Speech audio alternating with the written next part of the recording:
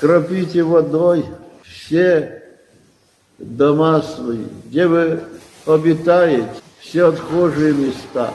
Однажды на отчитке выкрикнул, когда вот эти слова произносились на проповеди, бес сказал правду. Где же нам жить тогда, если вы еще будете и отхожие места кропить водой святой?